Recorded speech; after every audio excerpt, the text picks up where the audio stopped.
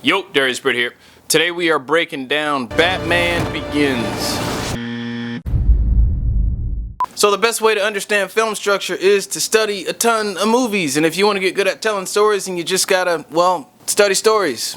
No way around it. So if you're not familiar with 3-act story structure, then you should probably re-familiarize yourself with it. You can check out a video that I did on it. Boom. Right there before you proceed any further, because if you're not familiar with it, then what happens beyond this point may not make a whole lot of sense to you. Just saying. Spoiler alert. If you have not seen the movie Batman Begins, you should probably check it out before you watch this video, because this video is one big giant spoiler. So the total runtime for this movie is 2 hours and 10 minutes. Let's get to it. Act 1. We open up with baby Bruce Wayne playing with baby Rachel. Bruce falls down a well into a cave and he's attacked by bats. Turns out it was a nightmare. We find our protagonist Bruce Wayne in jail. 2 minutes and 30 seconds into the movie, we get a hook. Start this movie off with some action. Bruce gets into a fight with a guy who looks like he's lost his last 4 fights. Then he mud wrestles with 5 other dudes. 12 punches later, we get our inciting incident. Ducard waits for Bruce Wayne in the shadows all creepy like. Ducard offers Wayne an opportunity to find all the answers he's been looking for. Wayne travels to the eastern slopes and picks a really fake looking blue flower. Then he makes a perilous journey to the League of Shadows HQ, which is of course in some mountains. At 8 minutes and 25 seconds, Bruce Wayne states his dramatic goal for the entire movie. It means to fight injustice, to turn fear against those who prey on the fearful. Basically, in a nutshell, he wants to learn how to make bad guys scared of him. And this is important because now we understand what he wants and what he's after. Then Bruce Wayne gets his ass whooped. We get another flashback with some much needed exposition.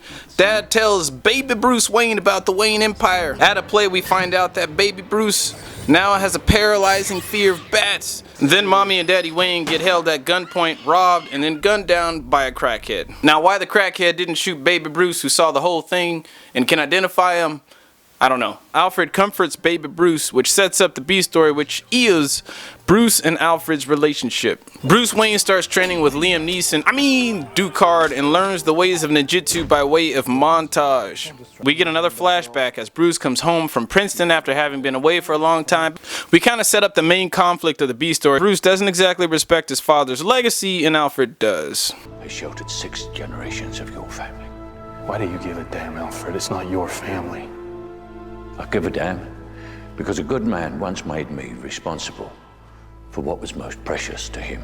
Bruce plans to kill his father's killer with a snub nose. We set up a C story, which is basically Bruce Wayne and Rachel's love story. Bruce has girl. Bruce attends the hearing as his dad's killer is being released on early parole. He got favorable treatment for ratting on a crime lord named Falcone. In a moment of weakness and blind rage, Bruce almost shoots his father's killer, but someone else beats him to the punch. Later on, Rachel Dawes tells Bruce Wayne that the person who's really responsible for his parents' death is this dude named Falcone. So then Bruce decides to meet with Falcone personally to show him that he's not afraid of him.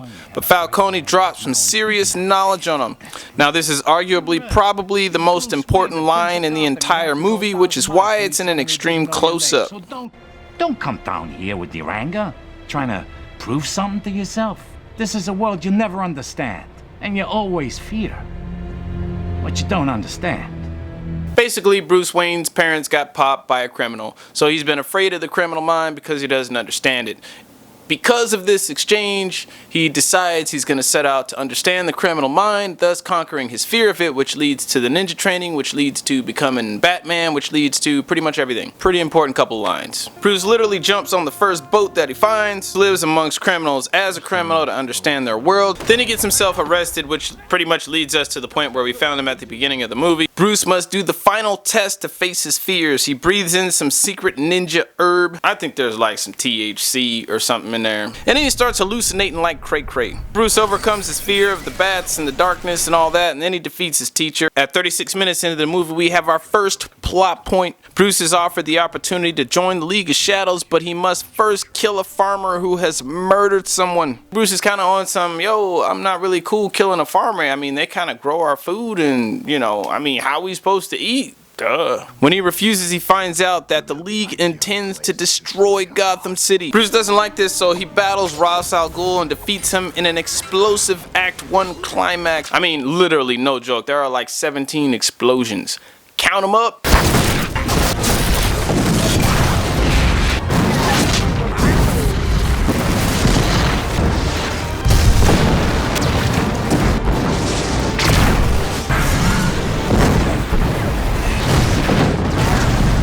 Like, what was the entire place made of gunpowder? Then Bruce saves his teacher Liam Neeson, Ducard, from falling to his death off a cliff. Act 2. 41 minutes into the movie, we move into Act 2, Part 1. This is the fun and games. We get to see Bruce Wayne become Batman. Bruce meets up with Alfred and catches a private jet back to Gotham.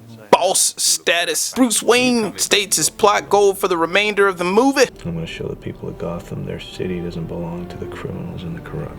As a man, I'm flesh and blood. I can be ignored, I can be destroyed, but as a symbol, I can be incorruptible. This is important because we need to understand what our protagonist is trying to do in order for the audience to follow along. And in order to build things like tension and suspense, we need to have a very clearly defined goal for our protagonist. Basically, he's going to get Gotham back and he's got to become a symbol to do it. We start Act 2 off with a change of location. We are back in Gotham and we are no longer in the mountains. I love location changes or jumping into new worlds. It's like a clear visual indicator that we're moving into a new act. We introduce a new character, Dr. Crane. He's been taking care of Falcone's thugs as their attorney. Bruce Wayne sees a bat in the mansion and decides to revisit the scary well he fell into as a baby boy. Finds what will eventually become the Bat Cave, and before he knows it, he finds himself engulfed in a swarm of bats. This is one of my favorite scenes in the entire movie. One, because it's visually compelling. And two, from a narrative standpoint, this shows us how far Bruce Wayne has come in conquering his fears because he is standing amongst real bats like a boss. These aren't hallucinations. Fun. We learn that Falcone is working for a bigger fish and said fish will be coming to Gotham soon. Foreshadow. Bruce shows up to the Wayne Enterprises board meeting, flirts with the assistant, and wows all the board members with his return from the dead. Fun. Fox shows Bruce a few toys that never made it into production, including $300,000 body armor. Of course, we know what he's going to use that for. Bruce explores the cave with Alfred and prepares for his first outing as a vigilante of the night. Bruce sticks Gordon up for information on Falcone. His first outing as a vigilante doesn't go so hot. Bruce gets more toys from Lucius, including the tumbler.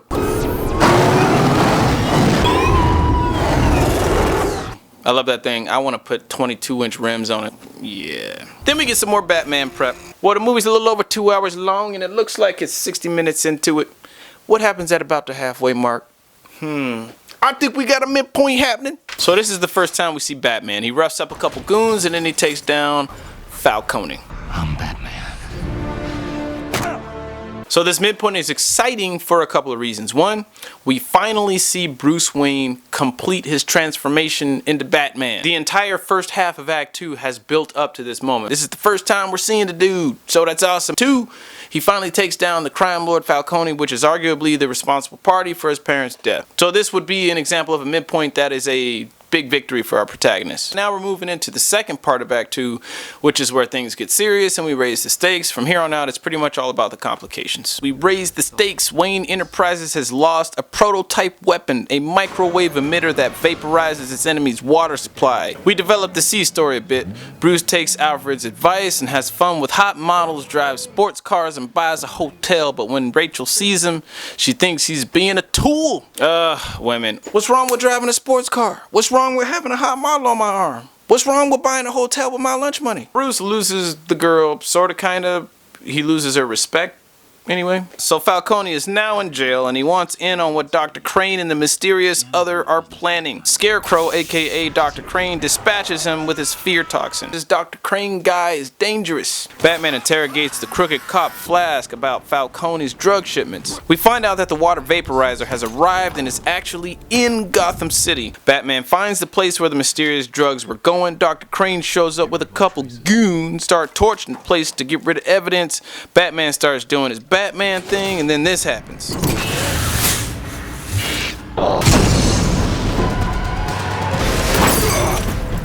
Bruce Wayne has suffered his first defeat as Batman. There are some guys out there who are not just regular goons, they are dangerous enough to put a hurting on Batman. That's a pretty serious complication. When Bruce wakes up, Lucius Fox has synthesized an antidote from the fear toxin he found in Bruce's blood. So apparently this Lucius Fox guy is so smart he could literally do anything. Rachel drops by to give Bruce Wayne his 30th birthday present, and then she learns that there's some sketchy business going on down at the Arkham Asylum.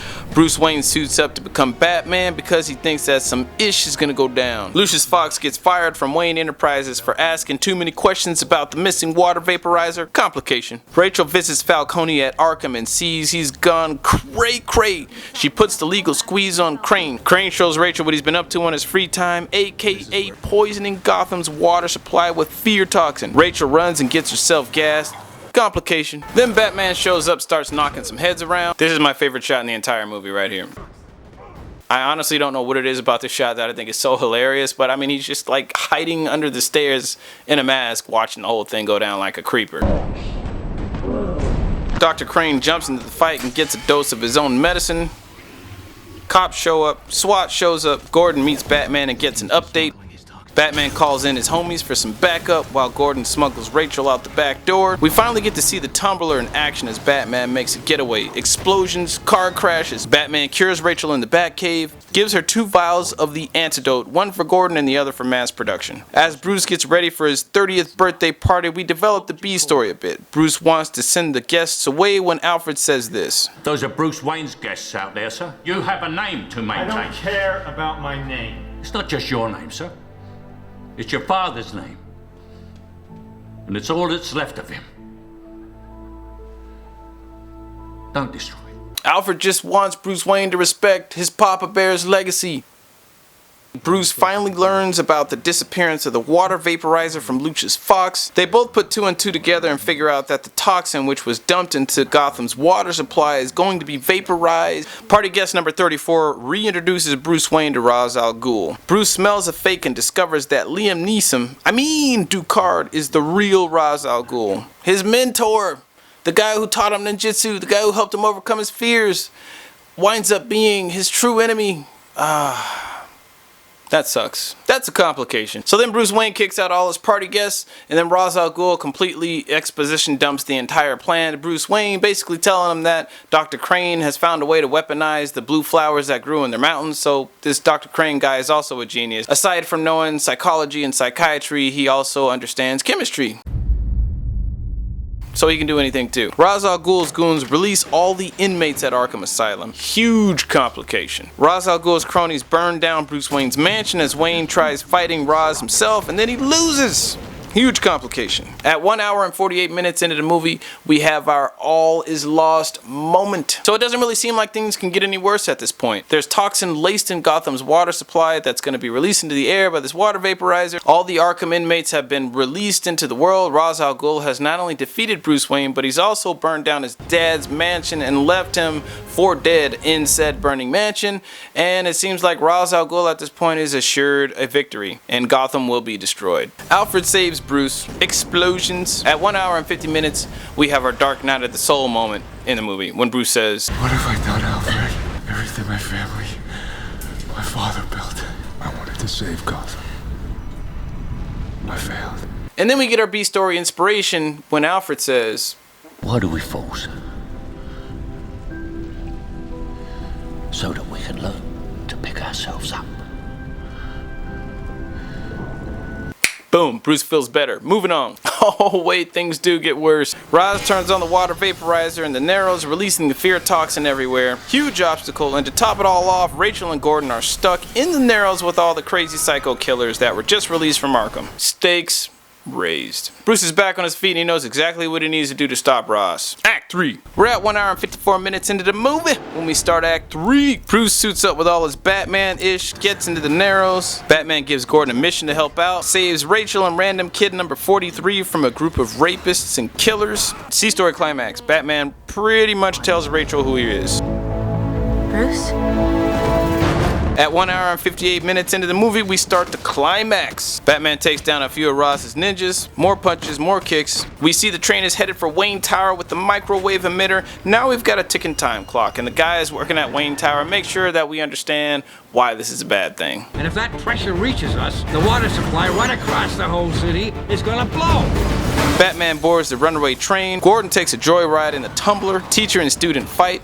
Technically, Ross shouldn't really be hurting Bruce Wayne because he's got all that flippin' armor on, but hey, it's a movie. Explosions. Student beats teacher, leaves him for dead. Bridge is out. Ross dies on the train. More explosions. Gotham is saved.